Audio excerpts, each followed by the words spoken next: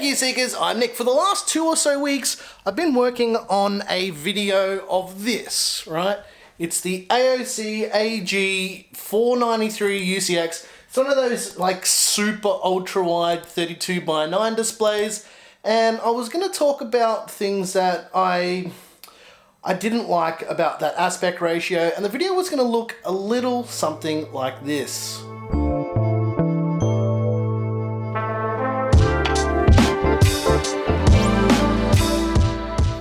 Is all this stuff on yet? Like, can we do this video now? This is a serious video. I need to be really serious about it. It's a very important, serious thing. Can I please have a script? What's wrong with you, you bloody interns? You never have scripts ready for me when I want to make these videos. Are we good? Can we record? Is all this stuff recording? Yeah. Are you sure? Yeah. Can we actually do this video now? Yeah. Okay, well, I guess we better start now, right? Okay. Here we go. Are you guys ready? Yeah. Set sound? All good? Okay. All right, here we go. Action. Greetings, fellow seekers of the gear. My name is Nicholas, and I'll be your host today as we discuss the AOC Agon AG493UCX. Let's talk about its features and specifications. The AG493UCX features a 49-inch VA panel with a resolution of 5120 by 1440 with a peak brightness of 550 nits. It also features a 120Hz refresh rate and is Display HDR 400 certified. It's a curved display with an 1800R curve and features a response time of 1 millisecond. It also features AMD's FreeSync adaptive sync technology, FreeSync Premium, and although it's not NVIDIA G-Sync certified, it should work with G-Sync without any issues. The AG493UCX supports 121% of the sRGB color space with a 93% DCI color space thingamajig as well. Remember, this is a serious video. Please take me seriously. Look at me. I'm in a shirt. I'm a serious guy. The AG493UCX has a 178-degree wide viewing angle with a 3000:1 contrast ratio as well. It's got 2 HDMI 2.0 ports, 2 DisplayPort 1.4 ports, and 2 USB Type-C ports. There's also a headphone jack, and it has a pair of 5-watt stereo speakers. It's got a zero bezel design with a matte screen surface. The stand is fully tilt, height, and swivel adjustable. The AG493UCX has a standard VESA mount and weighs around 14.4 kilos with the factory stand attached. The overall size of this panel is around about 1.2 meters wide, and you will need an extraordinary amount of space to use a display like this. And this is where this video takes a bit of a turn. Basically, the idea for this video was to talk about things that I didn't like about 32:9 monitors, and I think they're a little bit overrated, to be honest. And the aspect ratio isn't really nice. You need a lot of desk space to use a monitor like this. As you can see, it's like 1.2 meters wide. It's absolutely huge, and I would say that having a dual monitor setup with 2 curved displays might actually be a better option, because playing games with this aspect ratio, not all games are supported by it. The games that are supported by it sometimes stretch the aspect ratio. Skater XL works really, really well, but the problem I find with it is because of the viewing distance and like my setup, and it might be the same for you, it actually feels like you're playing a VR game, but a VR game that makes you feel sick. Anyway, moving on from that, there's a reason why we couldn't finish the video. So basically what happened was we filmed all of the B-roll for the entire video. We were literally setting up to film game capture stuff, and we moved the monitor. So we were filming the back side of the monitor. We rotated the monitor, and this is what happened. Let me show you. Okay, let me turn this panel on and show you what happened when we move this panel. Are you ready? Oh, you're winning, son? No, you're not winning. That is what happened to this panel because I'm an absolute idiot. I suspect what happened was when we were rotating the panel, because we were filming the back side of the panel, we flipped it around It must have just bumped the corner of the H1. Now, these things happen, and the thing is as well, like, this has never really happened to us before, and the thing that makes this really annoying is I don't own this panel. It's a loan sample from AOC. So, I mean, if I owned it and I'd bought it and I did this, then fair enough, I'm an idiot, but this doesn't belong to me. So I feel even worse about this. And this kind of leads me into one of the things I wanted to talk about with these 32:9 monitors. They're super cumbersome. They're not easy to move around. You do need to use two people. We use two people for moving this thing around the whole time. And still, even when we're careful, we still manage to destroy a perfectly good monitor that is worth thousands of dollars. So I feel absolutely terrible about it. But yes, let's let this be a warning. Heed my warning, ladies and gents. Be very careful when you're moving around big panels like this.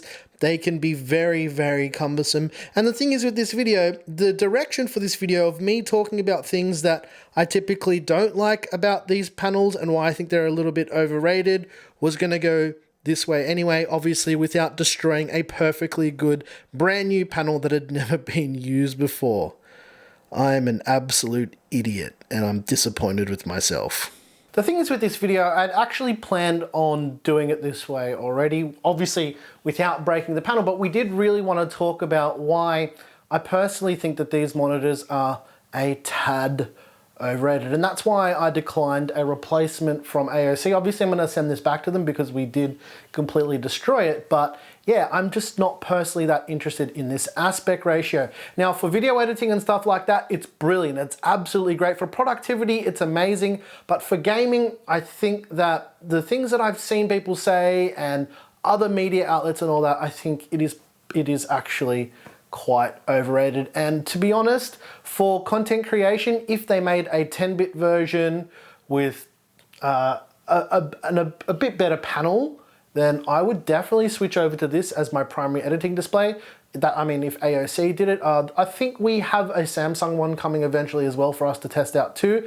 But personally, for gaming, I'm not gonna recommend a panel like this. But yeah, as I mentioned, content creation is excellent on it. And I did actually do a lot of this testing with it already, but like what we do with these videos basically is we'll test it for as long as we have time with it. So I've been using this for about 13 days now. Well, 12 days up until this happened. This is the next morning because this happened last night when I was filming B-roll. And I tested gaming, I played Death Stranding. There was a modification I had to make with a hex editor to the Death Stranding EXE for it to support this resolution. Skater XL worked with this, no problem. COD worked with this, no problem. And I found with COD that there was just too much peripheral vision, and I felt like what I was doing is because you can see things on the outer side of the display, you'd actually turn and snap to it to investigate rather than focusing on playing and seeing what's in front of you, which is why I can understand why esports hasn't gone to ultra wides for that, because you're actually looking at too much going on around you, and I found like it was just too much. Me getting the frame rate out of it, not really a big deal. With Skater XL, it's 5K with a 2080 Ti in this NR200. It's been completely fine, no problem at all. I did actually use this on my main gaming PC, which is a very similar spec as well. And yeah, I had no problems with playing games and being able to achieve pretty high frame rates. But again, the aspect ratio didn't really gel with me too well. I played Assetto Corsa Competition, I don't know how to pronounce it, whatever. I found that the peripheral vision in that game was stretched out a bit, so you had to actually adjust the field of view and stuff in game, which is actually pretty handy because if you're building a sim racing rig, then you can actually adjust all of that stuff after the fact. But I'm not a sim racing expert. I basically tuned it to one of my friend's specifications. He does sim racing and he like competes in leagues and all that kind of stuff, and he was helping me through getting it all configured and set up because of the way that he would use it. But yeah, I'm feeling pretty bad about this happening. We've never destroyed anything like this before, and especially a loan sample. I mean, if it's something that I bought, fair enough, my mistake. But something that we don't own, I feel absolutely horrible about it. But there is a conclusion to this video that might make a little bit more sense. So, if you're thinking of buying a 32:9 monitor, if you can, go and try it out first, because yes, it looks really cool, and every other photo you see on Instagram and all the other YouTubers are saying how amazing it is, but I feel like you need to go and try it yourself before dropping thousands of dollars on a panel like this. It's not really being honest to you guys if I don't mention that, because personally, from my experience, I don't like it. Maybe that's just me, but yeah, that's the reality of it. I'm not supposed to like everything, and I needed to be honest with you guys about what happened with this panel and why we didn't finish the video. And the conclusion that we did come to is I personally didn't like it. And a few people that I've had like try out this panel as well have also said, it's okay. It's not amazing. Like, there's no real wow factor to it. So yeah, I'm sorry, I'm not going to be joining the 32x9 master race. It's definitely not for me. Anyways, guys, if you found some interesting information out of this video, and I wish we could share some more about it, but you know, it wouldn't me being like truthful if I talked about a panel that I couldn't show you in all of its glory. Anyways, if you liked the video, smash like. If you hated this video, tell us what you hated about it. People like to do that on the internet. Hit that dislike button twice. Once again, thank you so very much for watching. I'm your boy Nick with Gear Seekers. You peak, we seek. And again, I feel absolutely horrible about not being able to finish this video, but I did want to share some of the thoughts that I had about 32x9 monitors. I don't know how the Samsung one's going to go, but I suspect that I'm going to have a similar experience.